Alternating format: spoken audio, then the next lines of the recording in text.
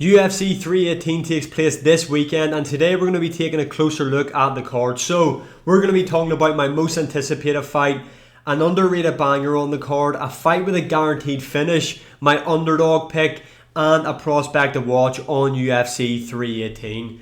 I actually think this card's pretty good. Now, I do understand why it's getting criticism. It is a pretty much glorified fight night card, but I think this is going to be a really fun card to watch. There's going to be a lot of finishes on this card, and there's a lot of fun matchups, a lot of fun prospects on this card, and I'm really looking forward to it. But let's not waste any more time. Let's get into my most anticipated fight.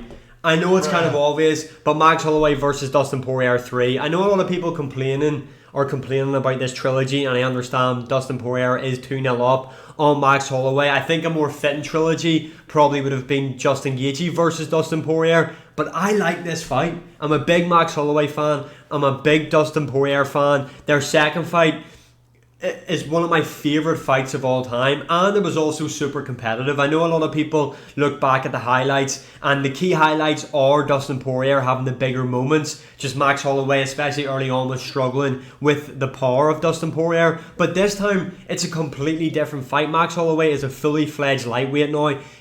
In their second fight, Max Holloway took the fight on somewhat short notice, looked like a bag of milk in there. This time it's completely different. He's made the change to 155. He's going to be coming in there fully prepared. I know he's coming off a loss, but that makes this fight that more exciting, because has Max Holloway's chin finally been cracked?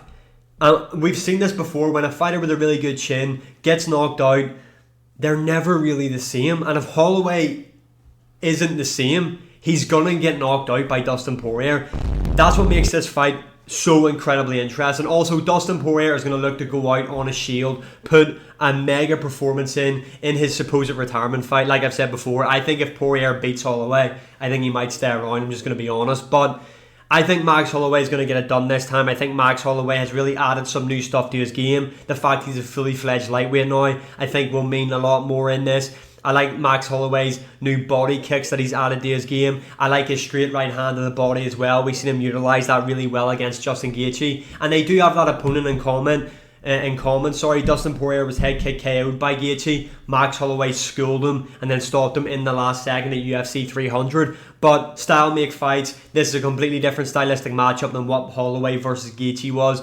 I'm really looking forward to this. In my predictions, I have got Max Holloway. I think Max Holloway by TKO in the 4th round or unanimous decision. But I'm really looking forward to this. I actually can't wait to see this fight. Moving on to an underrated banger.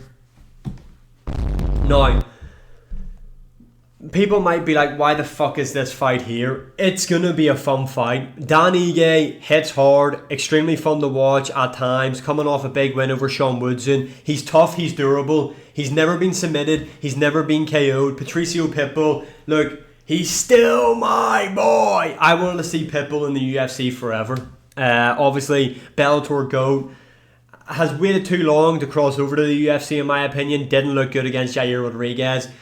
I don't think he's going to beat Dan Ige, to be honest. I think he loses to Dan Ige. I think Dan Ige is actually going to TKO Patricio Pitbull in this matchup. But I think it's going to be a fun one. I think Pitbull will know this time around.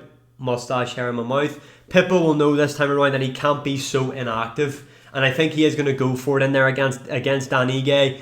But I think Dan Ige's got the power. Patricio Pitbull is definitely at the end of his career. He still is durable, but not as durable. Can't take a shot as well as what he once had. Dan Ige's a big puncher. And I think Dan Ige is going to TKO him late 2nd round. But I think up until the TKO, this is going to be a really fun fight.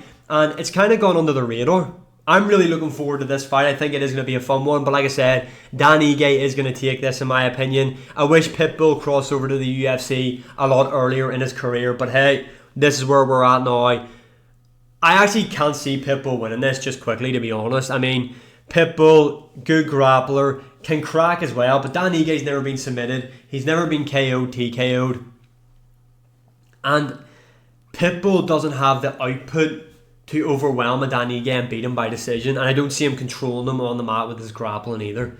So I think it's going to be a fun stand-up scrap while it lasts, but Dan Ige by TKO late round two. Moving on, fight with a guaranteed finish. Gautier versus Robert Valentine. Gautier is kind of being portrayed as this new Ngannou. He is a middleweight, obviously coming off his UFC debut at UFC Fight Night Mexico, where he got a really nice knee KO in the first round. Robert Valentine hasn't had a good start in the UFC. He's currently 0-2 in the promotion. Obviously coming off that loss to Torres Finney. He lost that matchup there. Look, I'm looking forward to this fight. I definitely think Atepa Gautier gets the KO. I think he gets it in the first round. Robert Valentine is definitely a step up from Gautier's last fight, but Robert Valentine is a bit wild in there, and sometimes that can be good, but when you're in there with someone who cracks as hard as Gautier, being wild and not being compact and defensively sound is just a nightmare. It's not going to end well for him in there. I think Atepa Gautier is going to get the job done in the first round here, but it is a jump up in competition for him. Atepa Gautier is on like some 6 or 7 fight KO streak, and like 6 out of the 7, if I remember correctly, are all in the first round. Only 1 was in the second round. This guy's an out-and-out finisher. He keeps improving. He's training with a good team out there in Manchester. I think he gets the job done here in a brutal KO in the very first round. This is a guaranteed finish, this fight. Moving on to my underdog pick. Bruh. Hear me out. Hear me out. God, what the hell, guys? Marvin Vettori is shit. And I mean that in the nicest way possible. Bro came back against Roman Dolidze, looked absolute dog water in that cage. However, and I actually think Brendan Allen's good, so this is a difficulty. But styles make fights, man. It's the most cliche saying ever. And it is, but it is true when it comes to this. Brendan Allen isn't going to hurt Marvin Vettori. Ignore that voice break. Marvin Vettori isn't going to get chinned by Brendan Allen. It's just not going to happen. It ain't going to happen, Sway. It's not going to happen. Brendan Allen isn't going to control Marvin Vettori on the mat. I know he was able to get a lot of control time against Nasruddin Mavov, but when have we ever seen Marvin Vettori be held down? He's not subbing Marvin Vettori either. I think you'll have a really good first round against Marvin Vettori. I think you'll beat Marvin Vettori up in the first round, but Marvin Vettori's orc-shaped head and chin, I think he's going to be able to outlast the onslaught of Brendan Allen, who doesn't have good cardio, let's be honest. He does fade. And I think Marvin Vettori, in a split decision, is going to put it on Brendan Allen, overwhelm him in the second, especially the third round. I think third round is going to be all Marvin Vettori. I think it comes down to the second round. I think Brendan Allen will start the second round really well, but Marvin Vettori will finish the round really well. And also that the fact that Brendan Allen's from New Orleans, or that area anyway, makes me question, is this the right pick? But I think Marvin Vettori is going to out-volume Brendan Allen and get the win by split decision. Marvin Vettori is my underdog pick. And finally, prospect to watch. Look, Islam Daddov. I'm not going to sit here and be like, have you never heard of Islam Daddov, bro? This guy's the best fighter ever. I mean, he's future UFC champion, bro. Because Brother, I've seen him fight. I've seen highlights. I've seen him on the Contender Series. He's 11-1. All of his wins have came by way of finish. His only loss was in 2019. That was by decision. But I'm looking forward to seeing him. I'm not going to sit here and be like he's the second. He's the best thing from sliced bread or anything. I don't know. We are going to find out. Adam Fujet is a pretty tough test for him on his UFC debut. I'm looking forward to seeing him get in there. I do think he is going to get the job done. I think he is going to get a finish.